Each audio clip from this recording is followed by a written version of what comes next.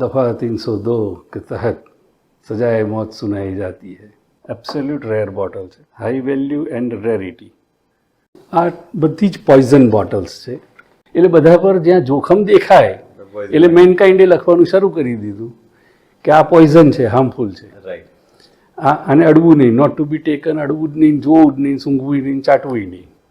નમસ્તે મિત્રો, હું છું કપિલ ઠાકર અને અતુલ્ય વારસોની એન્ટિક કલેક્ટર સિરીઝમાં અમે લોકો દર સપ્તાહમાં નવા વ્યક્તિને મળતા હોઈએ છીએ કે જે સામાન્ય કરતાં વિશેષ છે અને એક નવી વસ્તુ સાથે પોતાનો જીવનમાં પોતાને એક સાથી બનાવ્યો છે. નવી વસ્તુને જેમ ઘણાને કોઈનનો શોખ હોય છે, ઘણાને સ્ટિક્સનો શોખ હોય છે, ઘણાને લોક્સનો શોખ હોય છે, પણ આજે જે મળવાના છે એ વ્યક્તિ એવા છે જેને કાચની બોટલનો શોખ છે. હવે આપણે સામાન્ય આપણા ઘરે પણ હોય તો ભાઈ મમ્મી પાસે ભાઈ જોજો આપણે કાચની બોટલ ઘરમાં નહીં લાવવાની, ઘરમાં તૂટી ગઈ તો દૂર રાખવાની. તો મનોજભાઈ નમસ્તે, સૌથી તમારું સ્વાગત છે ટીમ અતુલ્ય વારસો તરફથી. અને આપણે એટલા અઘરા વિષયમાં કામ કરી રહ્યા છો કે કાચ એટલે આ તો કાચ જેવું છે, સાચવી રાખો, કાચને અડતા નહીં હો, ઘરમાં બહાર રાખ. તો બીજું તો બરાબર, કાચ કેમ? એક તો કુદરતી કાચ સાથેનો લગાવ શરૂઆત થઈ દ્રવ્યોપાર્જનથી.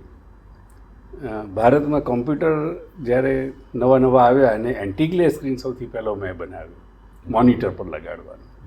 એટલે જપાનીઝ કંપનીનો એન્ટીગ્લેર ગ્લાસ લાવીને એમાંથી હું રૂપિયા કમાયો. ત્યારે એમ થયું કે મારું કાચ સાથે કંઈ લેણા દેણી છે. અને જે મારો ગ્લાસનો સપ્લાયર હતો એ બહુ લાર્જ સ્કેલ પર એના ત્યાં સ્ટોક રહેતો. અને મને ત્યારે જે તમે હમણાં વાત કરી એવો પ્રશ્ન થતો કે આ તો કાચ આટલો બધો રાખીને ફૂટી જાય તો આને તો થોડી જ વારમાં ધૂળધાણી થઈ જાય પૈસા એના. ત્યારે એણે એક સરસ વાક્ય મને કીધું કે મનોજભાઈ, કાચ જેને સદે એને સદે. કાચ સદે તો ન્યાલ કરે, નહીં તો રોડ પર લાવે. એટલે તમને કાચ સદ્યો છે એટલે તમે આ ફિલ્ડમાં નામ કમાયા. કમ્પ્યુટર એન્ટીગ્લેસ સ્ક્રીન ઇન્ડિયામાં પહેલો બન્યો, બ્લેક બોલાય 2.5 વર્ષ સુધી, રોજ ઓન ચાલે એના. હું શોર્ટ સપ્લાયમાં પહોંચી જ ના વળું. એટલે એ જ ગાળામાં 1998-99 એમ પણ ગુજરીમાં નિયમિત જવાની હેબિટ તો હતી જ. અમદાવાદ રવિવારી બજાર જે કહેવાય ગુજરી, અને ત્યાં આગળ મને એક ફેરિયાએ એક સરસ બોટલ બતાવી. હું બતાવીશ હમણાં, પોઇન્ટેડ બોટલ છે અણીવાળી. અને મને એણે સામેથી આગ્રહ કરીને, એનું નામ કાદરભાઈ, હજી પણ હું એને મળવા જાઉં છું નિયમિત, હવે ગરડા થઈ ગયા છે. તો કાદરભાઈએ મને એમ કહ્યું કે સાહેબ આ બોટલ તમે રાખો, બધા એનઆઈડીવાળા કોઈક વાર લઈ જાય છે, પણ તમે રાખો, એમ મને યાદ કરશો. એટલે 70ની 50ની એવી રકઝક થઈને મેં 50 રૂપિયામાં એ લીધી. હવે દરેક મુલાકાતે એને પૈસા આપવા જાઉં છું, પણ એમાં મારું જીવન બદલાયું. અને મનોજભાઈ, આપ તો અમદાવાદ સ્થિત છો અત્યારે, તો આપનું મૂળ વતન આપ અમદાવાદના જ છે કે બીજું કોઈ આપનું વતન ગામ કોઈ ખરું? મારા ફાધર HL કોલેજમાં 1952માં ભણેલા અને મારો જન્મ પાલડી ગામમાં થયેલો. એટલે હું પાક્કો અમદાવાદી કહેવો. 3 પેઢી અમદાવાદમાં નીકળી ગઈ. મૂળ વતન તો વસાઈ મવડી પાસે, પણ ત્યાં કંઈ હવે છે નહીં, કારણ કે જ્યાં હું જ અહીંયા જન્મ્યો અને મારા ફાધરનું એજ્યુકેશન અહીંયા થયું, એટલે અમદાવાદી જ કહી શકાય. અને તો કાદરભાઈએ જે પહેલી બોટલ આપી એ તમારા જીવનનો ટર્નિંગ પોઈન્ટ કલેક્શનનો કહી શકાય કે એના પહેલાં કોઈ એવી ઘટના બની જેનાથી તમે આ કલેક્શન સ્ટાર્ટ કર્યું? કલેક્શનનો ટર્નિંગ પોઈન્ટ કરતાં એક આખી વિચારધારા જીવનની બદલાઈ ગઈ. ઘણા બધા આયામ પર માનસ પટ પર બધા છવાવા માંડ્યા કે હું આમાં પણ દેશ સેવા કરી રહ્યો છું. એ બોટલ આવ્યા પછી મેં એ વખતે ઇન્ટરનેટ સ્લો ચાલતું, ત્યારે 15-16 કલાક મારી પાસે આઈસનેટનું કનેક્શન હતું. આખી રાત બેસું ત્યારે મને એક બોટલ વિશે જાણવા મળે એટલું વાંચવાનું ધીમે ચાલતું બધું. પછી મેં જાણ્યું કે નારોલમાં ને બધે ક્યાંક ક્યાંક એન્ટિક ડીલર્સ છે. ત્યારે ફૂલ ફ્લેજ ફોરેનના બાયર્સ આવતા, કન્ટેનર ભરીને બધું જતું જોયું. તો ત્યાં હું દ્રબી ગયો હતો કે આ આપણું છે, આપણી વિરાસત છે, આપણી સ્કેમત છે, આ જઈ રહ્યું છે, આ કોઈક 2 રૂપિયા નફો કમાવા માટે થઈને વેચી રહ્યું છે. અને ઓસ્ટ્રેલિયાનું કન્ટેનર ભરાતું મેં જોયું ત્યારે મનમાં પ્રશ્ન થયો કે હું એટલો મોટો માણસ નથી, એટલું બધું ખરીદી શકું, આટલું બધું, આ તો વેપારીઓ છે. પણ એટલીસ્ટ મારાથી કોઈ એક વિષય પકડાઈ જાય ને એને તો હું પકડી રાખું મારા દેશ માટે, મારી આવતી પેઢીઓ માટે. એટલે પહેલી થઈ દેશ સેવા. બીજો સાથે સાથે એ વિચાર આવ્યો કે મેં જેમ કહ્યું કે હું આસ્તિક જરૂર છું, નાસ્તિક નથી, પણ જે વૃદ્ધાવસ્થાનું જે માણસ પોતાનું પ્લાનિંગ કરે, તો એ પ્લાનિંગ માટે બી મને એક ચોક્કસ સમજ હતી કે કલા અને સંસ્કારિતા અને સમજ ઉચ્ચ ગજાની હતી. કારણ કે ફાધર બી સારું ભણેલા, ગાંધીવાદી વિચારધારા, એ પોતે પણ વાંચનનો ખૂબ ઊંડો શોખ ધરાવે, અને આ બધી એમની પાસે કલાની સમજ હતી જ. નીતિમત્તાનું મૂલ્ય ઊંચું હતું. તો માત્ર જે મેં કહ્યું એમ પ્રોબ સાથે ભક્તિભાવ કરવું, જે હું મારી ભાષા તળપદી ભાષામાં બોલું તો ગરડાઓની ગુड्डा ગુड्डीનો ખેલ, ચાહે લાલજીને ઝુલાવો કે ભગવાનને લાડ લડાવો, સારી વાત છે કે બગીચામાં જઈને મંડળ સાથે બેસો. પણ જ્યારે કોઈ જડ વસ્તુને તમે પ્રેમ કરો છો ને, ત્યારે વૃદ્ધાવસ્થામાં ચેતના ઘવાવાની શક્યતા નહીવત થઈ જાય છે. આ કાચ ફૂટશે તો જ મારું દિલ ગવાશે, બાકી તો જ્યાં છે ત્યાં મને આનંદ છે. આજે તમે આવ્યા છો, મેં ફૂલથી સજાવી છે, મારો લાડ છે. 100%. તો આની સાથેનો જે પ્રેમ હોય એ રિશ્તો છેલ્લા શ્વાસ સુધી. હું આ સમજી શકું છું, કારણ કે મનોજભાઈ હું છે ને વાવ ઉપર કામ કરું, સ્ટેપવેલ પર. મને સ્ટેપવેલ બહુ ગમે શરૂઆતથી. હું હેરિટેજ ફિલ્ડમાં જ વાવના કારણે આવે. તો જ્યારે પણ રસ્તામાં ક્યાંક વાવ જોતું હોય ને, તો તરત હું ત્યાં ઉતરી જાઉં, ગંદી હોય તો સાફ કરવાનો પ્રયાસ કરું, ગમે એટ એ ટાઈમ એક્શન જે થઈ શકે. તો આ જડ વસ્તુ છે. મેં કે મને હવે કોઈ પણ વ્યક્તિ જોયું હોય ને તો સીધો વાવનો ફોટો મોકલે, કાં તો કોઈ રીલ્સ આવી તો મને મોકલે કે કપિલભાઈ આ વાવનો હોય તમારે કંઈક કરવું હોય તો. હવે ખબર નહીં મોરી કે એની કેપેસિટી કરી શકું કે ના કરી શકું, પણ એને એમ કે વાવ પ્રેમી છે તો આપણે એને મોકલી. એ જ રીતે તમને પણ આખી દુનિયામાંથી કદાચ કોઈ બોટલ માટે, કાં તો ઇવન ગુજરાત અમદાવાદ ફોન તો બધા કરતા હશે કે આ બોટલ આવી છે કોઈ. બહુ નસીબદાર વ્યક્તિ હું રહ્યો. ગુજરાતી માધ્યમમાં ભણ્યો અને જગતભરના મિત્રો બની ગયા. 100 કરતાં વધુ દેશના 2,500થી વધારે મિત્રો, અને કહેવાના મિત્રો નહીં, સોશિયલ મીડિયાના. આજે પણ હું એક પોસ્ટ મૂકું ને તો મારા સગા કદાચ 10 અંદર જોતા હશે, પરદેશી 30 જોતા હોય છે. કમેન્ટ બી કે મેસેન્જરથી મને મેસેજ એ લોકોના એટલા જ આવે જેટલા મારા ઇન્ડિયન ફ્રેન્ડના આવે. અને એનાથી વિશેષ મારા શોખને મારા કોઈ સગા કે મિત્રો જેટલો નથી પોષી શક્યા એટલો મારા પરદેશી મિત્રોએ પોષ્યું છે. કારણ કે અહીંયા કોઈ એવી પ્રોપર સિસ્ટમ નથી, એન્ટિકનું એવું બજાર નથી સિસ્ટમેટિક, એના કોઈ ભાવના ધારાધોરણ નથી. એટલે હું 25 વર્ષ પહેલાં જ્યારે આ શોખમાં પડ્યો અને એ લોકો સાથે શરૂઆતમાં વાતચીત કરતો, ત્યારે હું એમને કહેતો કે મને તો તમે જે બધા ફ્લી માર્કેટ, ગરાજ સેલ અને પછી આવા શો કરો છો, આવું તો મારી પાસે કોઈ છે જ નહીં. જ્ઞાન માટે મારો કોઈ ગુરુ જ નથી. અહીંયા ઇન્ટરનેટમાં પણ એવી કોઈ ફેસિલિટી નથી, આવા કોઈ શો નથી, આવા કોઈ એક્સપર્ટ નથી, તમે જ છો મારા માટે. તો એ લોકો મને જ્ઞાન પણ આપતા ગયા. આ જે પણ કંઈ જોઈ રહ્યા છો એ મારા British friend late David Walker બાકર, હમણાં 4 વર્ષ પહેલાં એક્સપાયર્ડ થઈ ગયા. એ કેઝ્યુઅલ ચેટમાં મને ખબર નથી કે આટલો મોટો માણસ છે, અને એક રાતે 6 કલાક મારી સાથે એણે ચેટ કરી. હું જાણતો હતો કે બહુ બિઝી છે, કારણ કે ડીન હતો ફાઇન આર્ટ્સનો, એ રેલવે એન્જિનનો કલેક્ટર હતો, એ ફોસિલનો કલેક્ટર હતો, એ કોસ્ટલી સ્ટોનનો કલેક્ટર હતો, બોટલ્સનો કલેક્ટર હતો, પણ એ એના માટે બિલકુલ નાનામાં નાની વસ્તુ હતી. એનો હ્યુજ સ્ટુડિયો હતો. આ બધા મેં એને ફોટા જોયા હતા. અને અનાયાસે મારાથી વાત છેડાઈ ગઈ કે તમે લોકો આ બધું રોમન સિરિયન ક્યાંથી લાવો છો, અહીંયા તો જોવા બી નથી મળ્યું. એણે ઓન ધ સ્પોટ મને, તું મને તારી ચોઈસ કહે, તારા ફોટા બતાવો કલેક્શનના, તને શું ખૂટે છે અને શું જોઈએ છે મને કહે. તો મેં કહ્યું મને સૌથી જૂની જોઈએ છે બોટલ્સ, સૌથી જૂની મેનકાઇન્ડમાં બનેલી હોય એવી. તો કે એ રોમન સિરિયન હોય, મારી પાસે છે, હું તને મોકલાવું છું, તારું કલેક્શનને રીચ કરી આપું છું. મારી પાસે લેટર છે, હું બતાવું છું તમને એના. એણે મને લેટર સાથે ગિફ્ટ કર્યા છે 18 પીસ, 2 લોટમાં એણે મને મોકલ્યા. સેમ પર્શિયનનો જગતનો સૌથી મોટો કલેક્ટર ફિલ કુલ્હાને કેનેડાથી મારો ફ્રેન્ડ બન્યો. એ ત્યાંની ગવર્મેન્ટનો એડવાઇઝર, બહુ મોટી પોસ્ટ પર.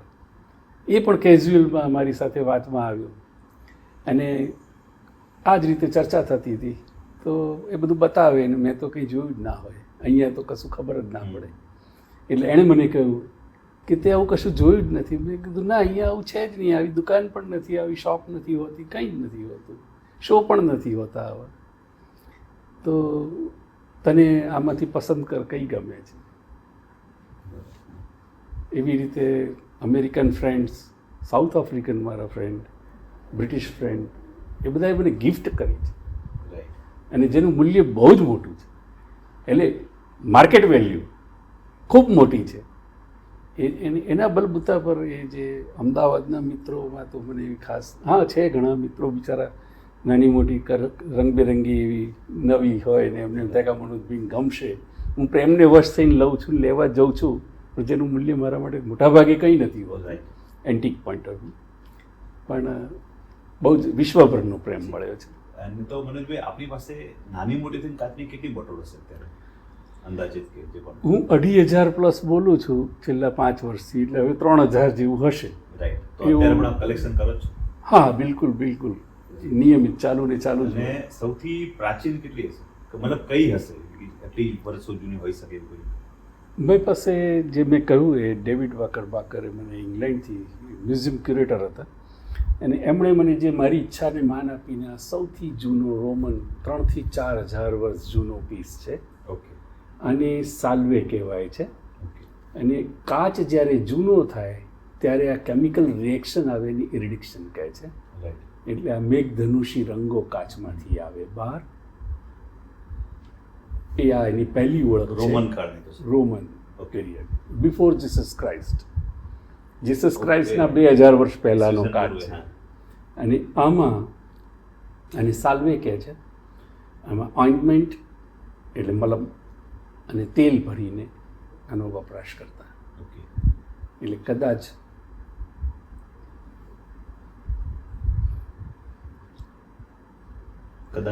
આ જે મારી સમજ પ્રમાણે ભારતના, હું ઘણા વર્ષોથી ઇન્ટરનેટને આ બધું વાંચન બી કરું છું, પણ આટલો જૂનો ગ્લાસ ભારતનો અંદર કોઈની પાસે હશે, કલેક્ટર પાસે, એ મને ખ્યાલ નથી, પણ લગભગ અત્યાર સુધી મારી સમજનો આ એક પીસ છે જે 3 થી 4000 વર્ષ જૂનો ભારતમાં હયાત છે. અને ભારતની કોઈ જૂનું કાચનો નમૂનો કરો આપણી પાસે? કપિલભાઈ, જે આપણા ગુજરાત અને ભારતનો કાચ ઉદ્યોગનો જે ઇતિહાસ બહુ જ નાનો છે. પુરાણોમાં ઉલ્લેખ છે. ઉત્તર પ્રદેશના અલગ અલગ વિસ્તારોમાંથી કાચના ઉત્પાદનો, જેમ કે અત્યારે ફિરોઝાબાદ એનું ગ્લાસ કેપિટલ ઓફ એશિયા છે. એ જ રીતે અમદાવાદની નજીક એટલે આપણા ગુજરાતમાં કપડવંજ. તો કપડવંજમાં એક સમયે 150-200 વર્ષ પહેલાં વણઝારા પ્રકારની એક શીશગર કોમ હતી. અને એ શીશગરો સ્પેસિફિક નદીની રેતીને ઓળખીને ત્યાં આગળ આ ફૂંક મારીને ગોળા બનાવતા. અને એમાં કલઈ રેડીને એને તોડીને એના ખાખરા બનાવીને આપણા જે પૌરાણિક મંદિરો અને દિલ્હીના લાલ કિલ્લા સુધી જે કાચના મહેલ કે રૂમ બન્યા છે એ આ શીશગરોએ બનાવેલા છે. કપડોથી ગયેલું બિલકુલ. અને એનો ઉલ્લેખ બ્રિટિશ મ્યુઝિયમમાં છે. અને એ મારા બ્રિટિશર ફ્રેન્ડે મને આ પૂછ્યું ત્યારે હું એ શીશગર ફેમિલીના વારસદારને શોધતો પછી અત્યારે તો એ 3 દરવાજા રમકડા વેચે છે. અને એના વડીલને મને મળવા લઈ ગયા ત્યારે એમણે કહ્યું કે હા, અમારા પૂર્વજો કાચનું કામ કરતા હતા, અત્યારે નથી કરતા, અત્યારે રમકડા વેચે છે. ઓકે. તો ત્યાં ફેક્ટરીઓ બધી છે કે નહીં? 2-3 જણા મોટા પાયે કપડવંજમાં ગ્લાસ વર્ક છે, પણ હવે લેટેસ્ટ બોટલનું પ્રોડક્શન કર્યું છે, જૂનું કર્યું હતું. એટલે ગુજરાતનો ઇતિહાસ 150-200 વર્ષનો છે કપડવંજનો. અને ભારતના ઇતિહાસમાં એ ઉત્તર પ્રદેશની ગંગા યમુનાની બેલ્ટમાં 3-4 સેન્ટર પર કામ થયેલું છે. મારી સમજ પ્રમાણે મારા કલેક્શનમાં જે સૌથી જૂનું કદાચ આ ડિગિંગ થયેલી બોટલ, એ આ કદાચ કોઈક જગ્યાએથી જૂના મકાનના ખાડામાંથી મળેલી છે. ગુજરાતની છે? હા, ગુજરાત. રાઈટ ગુજરાતની છે. આ એક બોટલ મારી પાસે જે ખવાઈ ગયો છે કાચ, એટલે એનાથી મને જજમેન્ટ આવે છે. કાચને પણ હવે બોટલને ઓળખવાની પણ અલગ અલગ અમારી પદ્ધતિ હોય છે, જે એની પ્રોસેસ ક્યારેક કયા પીરિયડમાં કાર્બન ડેટિંગ કેવું નથી હોતું ને? હોઈ શકે થઈ શકે. પણ નોર્મલી શું છે કે એની મોલ્ડ અને મેકિંગ પ્રોસેસ કયા ફેઝમાં કઈ રીતે ઇન્વેન્શન્સ થયા ટેકનોલોજીના, એ જ થિયરી અમને લાગે છે. કે તમે જોશો તો આ જે છે અહીંયાથી એનું મોઢાનું આ વાળી દીધું છે, રાઈટ. સેમ આમાં પણ એ જ થિયરી છે, ઉપરથી મોઢું વાળી દીધું છે, એને અમે લીપ કહીએ છીએ. આ લીપ પોર્શન બેન્ડ કર્યું છે.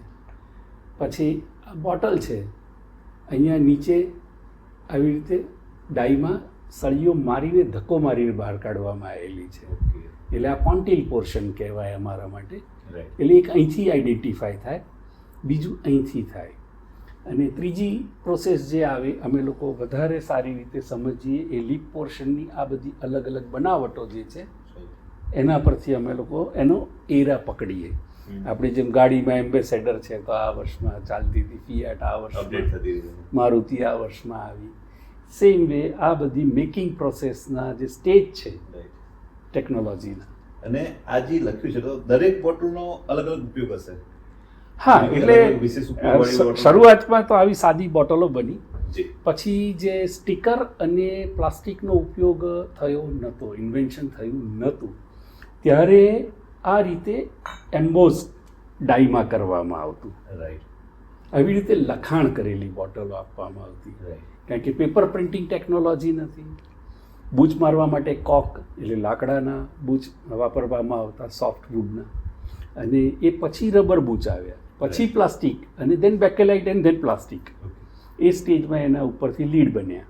અહીંયા પણ એ જ રીતે એમ્બોઝ થયેલી આ રીતના સાદી બોટલમાંથી આ લેવલ આવ્યું, આના પછી આ પેપર લેબલ આવ્યા, અને હવે આપણે ઓફસેટ મલ્ટીલેયર કલરનું પ્રિન્ટિંગ કરતા થયા. ને આમ પણ ધારો કે કોઈ લિક્વિડ કે લીકર હોય, ધારો કે વિસ્કી હોય કાં તો પછી પાણી હોય, તો કાચની બોટલમાં લોંગ ટાઈમ માટે સારું ટકે, એટલા માટે વર્ષોથી કાચને વધારે પ્રિફરન્સ આપ્યું છે. યુવી સ્ટેબિલાઇઝ માટે એ રીતે મોરથુથુથી માંડીને અલગ અલગ રસાયણોના ઉપયોગ થતા આવ્યા, કે જેમ વાદળી કલરની જ આ રીતે આપણે દવા નાનપણમાં બધાએ કદાચ 50 વર્ષના ઉપરના એજ ગ્રુપમાં કોઈને વાગ્યું એટલે લાલ દવા અને વાદળી દવા લગાડીને જ ફરતો હોય. રાઈટ. બધાની સબ રોકી એક દવા, વાગ્યું એટલે લાલ કે વાદળી દવા લગાડવાની. રાઈટ. તો એ ભરવા માટે બ્લુ ગ્લાસ જ પસંદ કરવામાં આવતો, અને એ બ્લુ ગ્લાસ મોરથુથુમાંથી બને. સોરી, પોટેશિયમ પરમેંગેનેટ એટલે મોરથુથુ કદાચ થતું હશે. તો એની યુવી સ્ટેબિલિટી વધારે, એટલે સૂર્યપ્રકાશમાં એ હોય તો પણ એના કેમિકલ જે કમ્પોઝિશન્સ હોય બદલાય નહીં. રાઈટ.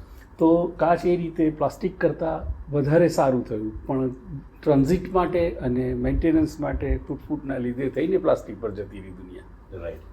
અને મનોજભાઈ, આ જે છે એમાં કોઈ યુનિક આપના મતે જે લાગતું હોય કે જે યુનિક છે, જે ક્યાંય નથી, કાં તો એવું કોઈ એમાં વિશેષ આપ દર્શકોને કહેવા માંગતા હોય? આખો લોટ ઓલમોસ્ટ એવો છે કે જે ભારતમાં એક સાથે આટલો જોવો અઘરો છે, કોઈ મ્યુઝિયમમાં નથી. હું મુંબઈના મ્યુઝિયમ અને બધા ઘણા મ્યુઝિયમમાં ફર્યો છું.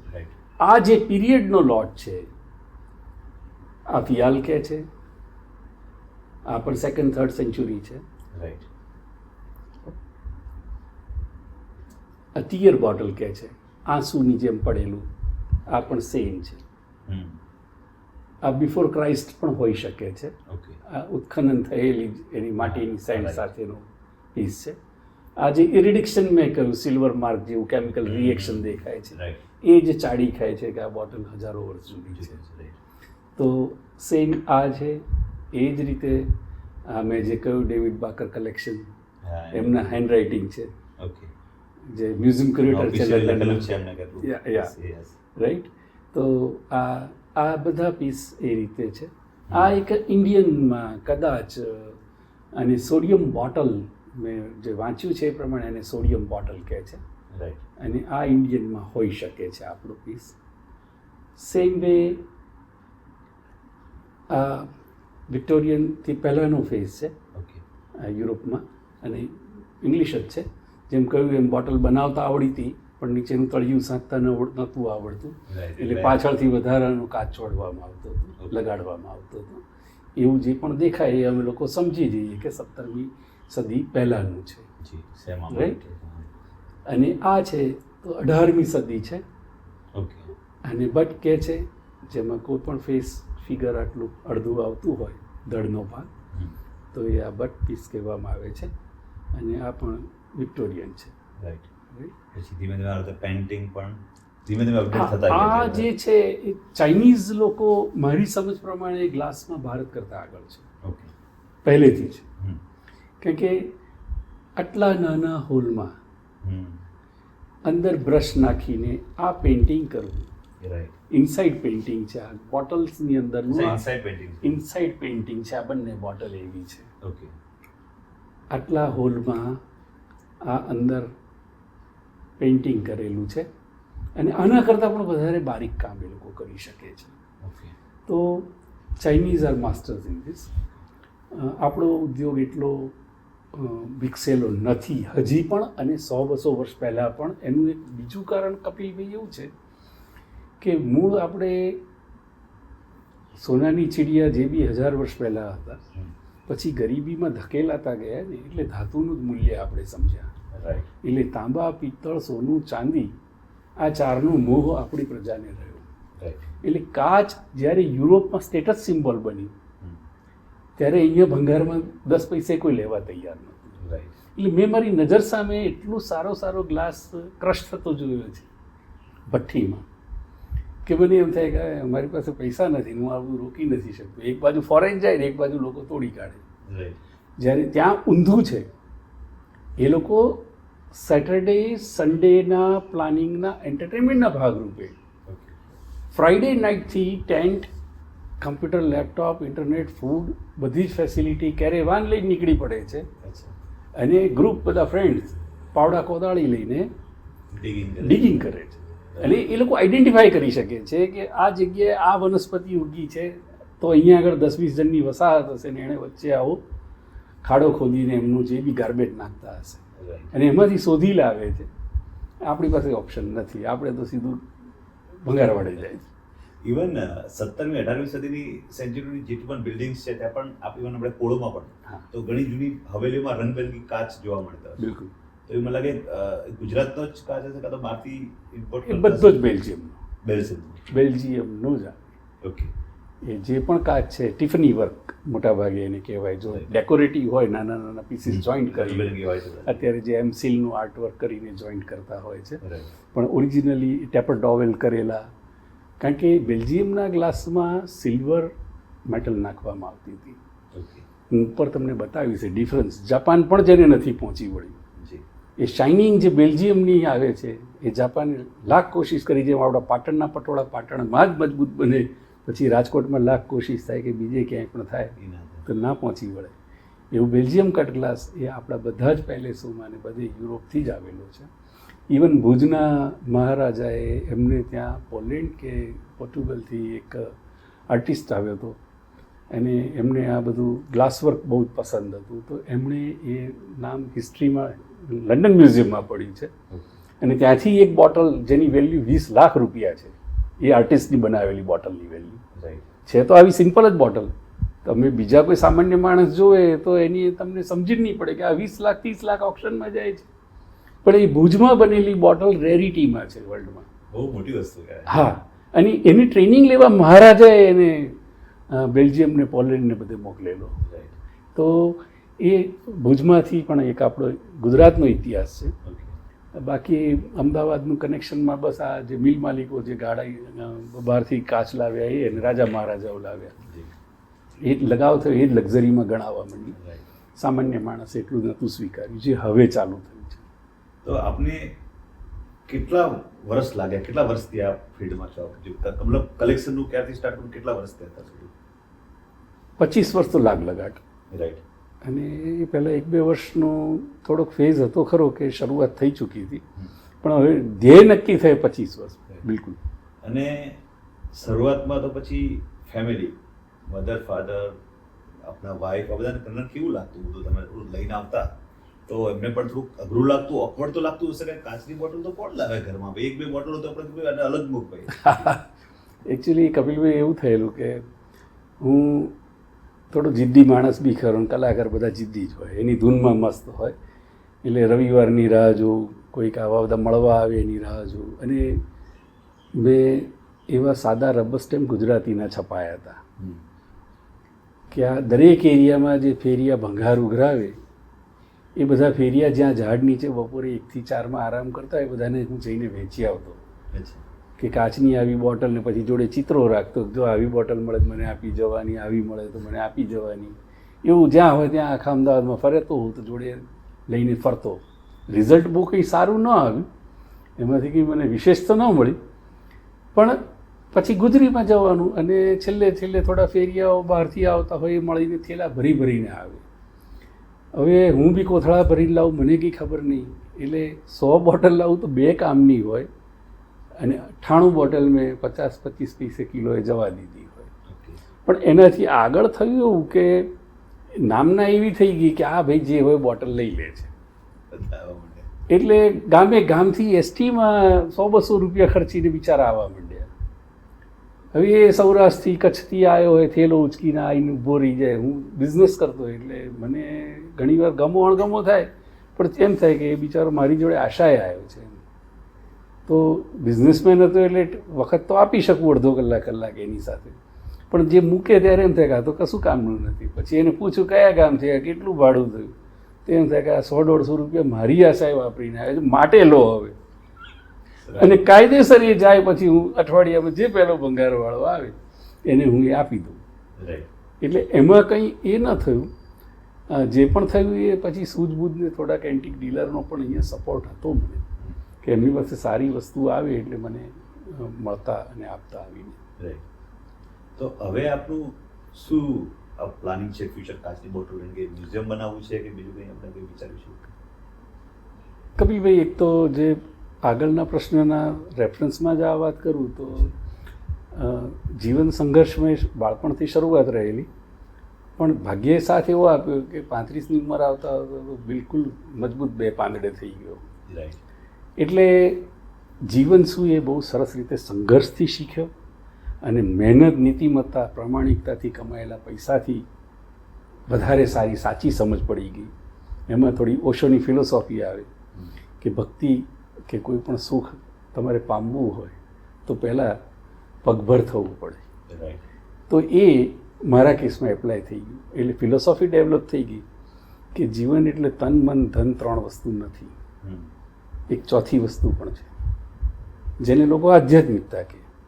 હવે એ આધ્યાત્મિકતા એટલે જે પૂજાપાઠવાળું ફેક્ટર છે એને તમે કેવી રીતે મનને અને એનાથી પણ આગળની એક અવસ્થામાં તમે ક્યાં લઈ જઈ શકો છો.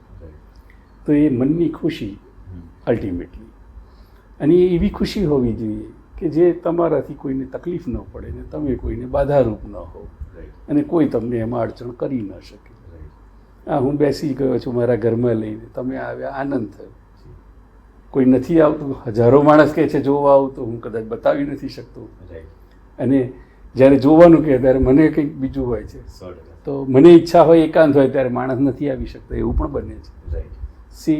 તો આજે તમે આવવાનું કીધું ને હું 2-3 દિવસથી આ બધું વિચારું, યાદ કરું પાછો, ત્યારે પાછું મને મજા આવવા માંડે. તો આ એક આધ્યાત્મિક હેપીનેસ છે મારા માટે. એટલે 6 કલાક 24 કલાકના 4 ભાગ પાડો તો 6 કલાક જ તન માટે હોય, 6 કલાક મન માટે, 6 કલાક ધન અને 6 કલાક આધ્યાત્મિક. મન પેલું જે આપણે વાંચન કરીએ, જોઈએ, એ મનની ખુશી જુદી. આધ્યાત્મિકતા એટલે ભક્તિ, પૂજા પાઠ કે આ શોખ કેવો, એના થકી જે મળતી મનની ખુશી જે તમને એક જુદો જ અનુભવ કરાવે છે. એટલે આ આગળના મારા ઇન્ટરવ્યૂમાં પણ હું કહી ચૂક્યો છું કે મને તો મારી વૃદ્ધાવસ્થાની ગરગત્તા મળી ગઈ છે. ખૂબ સરસ, મજા આવી. એક મને વિચારી પેલું તમે જે બાજુમાં રાખ્યું છે એ કાચનું તો નથી, પણ કોઈ એનું ખાસ કારણ ખરું, કંઈ વિશેષ લાગે છે, મને યુનિક છે? હા, મેં આજે બધું જોતો તો મારી પાસે તો ઘણું જૂના રેડિયો, ગ્રામોફોન, ઘણી રેટિયાથી માંડીને ઘણું બધું છે કાચ સિવાયનું. તો આ એક યુનિક વસ્તુ જેમાં હું ઝૂલ્યો છું નાનપણમાં. ચાલો. આ છે પેરાશૂટ છે. રાઈટ. આ વર્લ્ડ વોર વખતે ફૂડ પેકેટ નાખવાનું પેરાશૂટ ગુજરીમાં 2 રૂપિયામાં મારા જન્મ વખતે મારા ફાધરે ખરીદેલું. ઓકે. અને આને આવી રીતે હૂકમાં તાળું ભરાવીને મને અહીંયા ચાદર મૂકીને લટકાવવામાં આવતો હતો. એટલે મારું ઝૂલો હતો આ. એટલે હેરિટેજ ઝૂલો. એટલે મને વારસામાં આ બધું મળી ગયું છે કે જે હું ઝૂલ્યો છું જ આવા વારસાગત વસ્તુથી. તો આ વિરાસતને એ મારી સાથે લગાવ જ હોય અને મારે એનામાં કૂદી જ પડવાનું હોય. એટલે મારા ફાધરને શોખ હતો અને આવી રીતે જે બધા એટેચમેન્ટ છે મારી પાસે એક એક ચીજ મેં સાચવી રાખેલી છે મારા. હાજી. કાચની બોટલ સિવાય બીજું પણ શું શું વસ્તુ છે જે આપને ઇમ્પોર્ટન્ટ લાગતી હોય અગત્યની ખાસ? મારા કુળનું આમ તો 400 વર્ષ પહેલાંનો ઇતિહાસ રાજસ્થાન તરફનો છે. એટલે અમારા બાપ દાદાના સમયના જે વાસણો બોડિયા રાજસ્થાની મારવાડી ભાષાના છે, સુરાહીને એ પણ મને જે મારા ભાગમાં આવ્યું મેં સાચવી રાખ્યું છે. રેડિયો ફિલિપ્સ હોલેન્ડ 1935નો, ગ્રામોફોન આખું ગામ સાંભળવા ભેગું થતું એ મારી પાસે છે. ઘણું એવું બધું મારા ઘરમાં આવેલી તમામ ચીજ જે પહેલી 1982નું ટેલિવિઝન છે મારી પાસે. બધા જ મોબાઈલ જે પણ પેજર આવ્યા કે સાદા ટેલિફોન કોડ વાળા ડાયલવાળા 1974-75થી મારા ઘરે ટેલિફોન હતો. એ જેટલા પણ વપરાયા આજ દિન સુધીના મેં વાપરેલા કોમ્પ્યુટર પણ બધા મારી પાસે મેં સાચવી રાખ્યા છે. 1986થી P1 કોમ્પ્યુટરથી માંડીને આજ સુધીના બધા જ. હું કોઈ દિવસ કશું ભંગારમાં વેચતો નથી. તો અને એક મનોજભાઈ મને ઘણીવાર વિચારતો હોઉં છું કે આ બધું કલેક્શન તો તમને ક્યારેક બહાર જતા હો તો ચિંતા પણ થતી હોય કે આ બધું કલેક્શન કઈ રીતે સંતાડો. તમે ઘરની બહાર નીકળો કાં તો સોસાયટીમાં કોઈ લાગે કોઈ ઘણા ચોર હતો કે ભાઈ એન્ટિક કલેક્ટર છે તો કઈ છે કંઈક લઈ જઈએ કંઈક એન્ટિક હશે તો આવું બધી ચિંતા થાય. એનું કોઈ એવું મનમાં થતું હોય ક્યારે કે આમાં કોઈ તમે સરકારને કોઈ સૂચન કરવા માંગતા હોય કે કોઈ રીતે આપણે એસોસિએટ કરી શકીએ કોઈ રીતે? એવું જુઓ, જેને જે ભગવાને જેવો જીવનને જેવો જન્મ આપ્યો છે ને એવું કલેજું હોય છે. જી.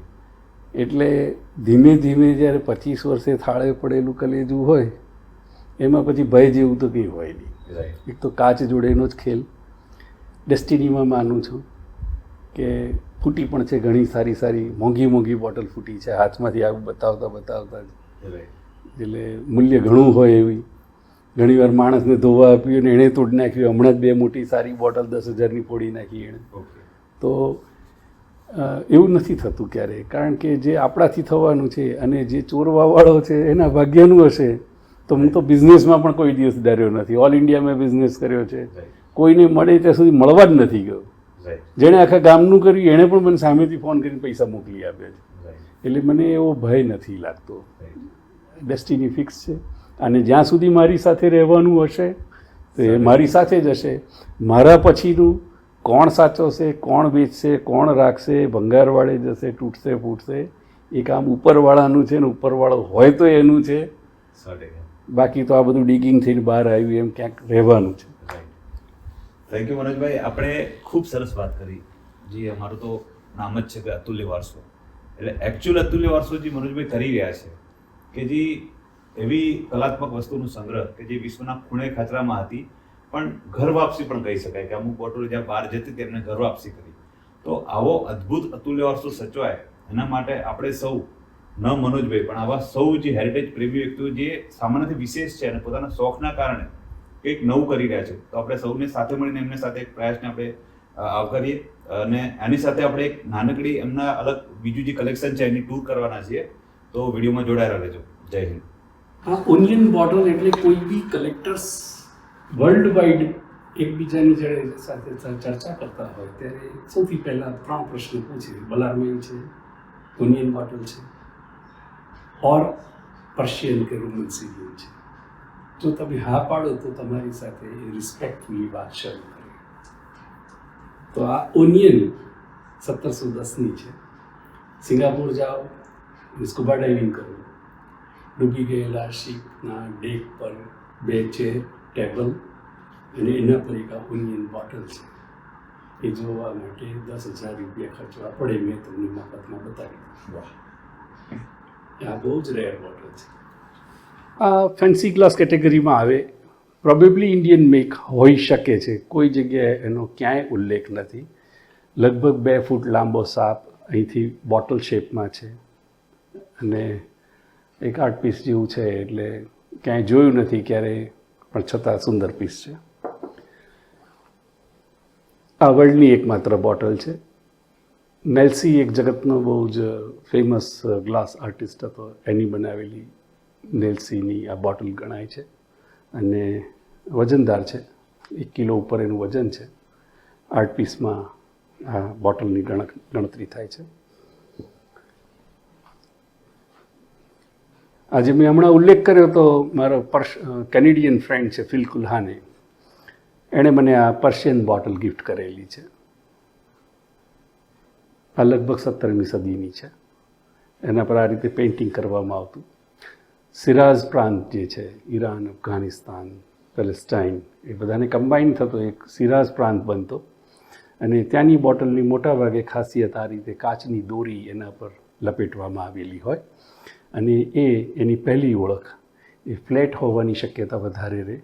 અને સિરાઝમાંથી એ વાઇન, ગુલાબજળ, એ બંને માટે એ લોકો કાચનો આજ દિન સુધી ઉપયોગ કરતા આવ્યા છે. મોટી બોટલ હોય તો ઉપર શણના દોરડા લપેટેલા, જાળી કરેલી હોય એવું, અને નાની બોટલનો આ રીતે ઉપયોગ ત્યાં આજે પણ થાય છે. એક બહુ સરસ આ બોટલ 16મી શતાબ્દીની છે. આમાં જે EX લખ્યું છે, આ EX એટલે એક્સાઇઝ. ઇંગ્લેન્ડમાં જ્યારે એક્સાઇઝની શરૂઆત થઈ ત્યારે દરેક પ્રોડક્ટ પર EX લખવું ફરજિયાત હતું. સોડાની જ બોટલ છે, જે મેં આગળ ટોર્પિડો બતાવી કાચની, એની પહેલાં જે સિરામિક વપરાતું હતું. 1890 પહેલાં કાચના ટોર્પિડો અને 16મી 17મી સદીમાં સિરામિકના ટોર્પિડો. 1890 પછી લકટી સોડા આવી. તો આ એ છે અને એની પીરિયડ, એનું જે ઇરિડિક્શન, એની જે મેટાલિક રિએક્શન ચાલુ થઈ ગયું કે આ જૂની વસ્તુ છે, એટલે શાઇનિંગ મારે છે. આ બર્ડ ફીડર છે. આ પણ મારા ફ્રેન્ડ ડેવિડ બાકરનું ગિફ્ટ છે મને.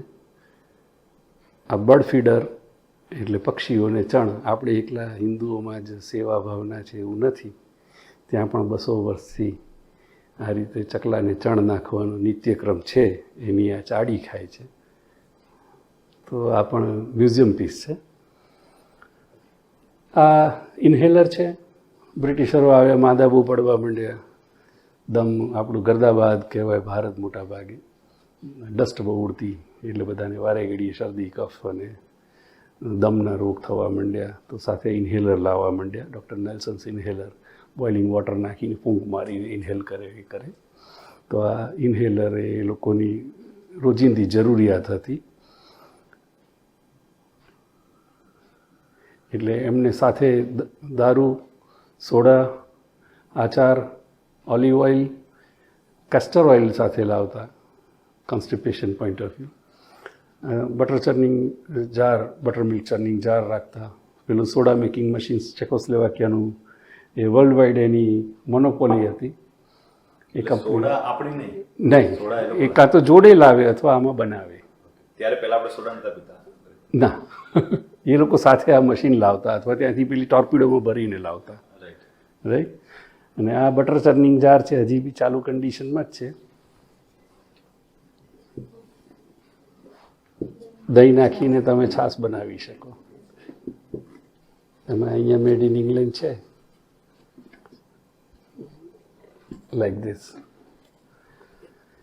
ઇન્હેલ કર્યા પછી જે કફ નીકળે તો એ પોકેટ સાઇઝ કફ નાખરા કાઢવાનું.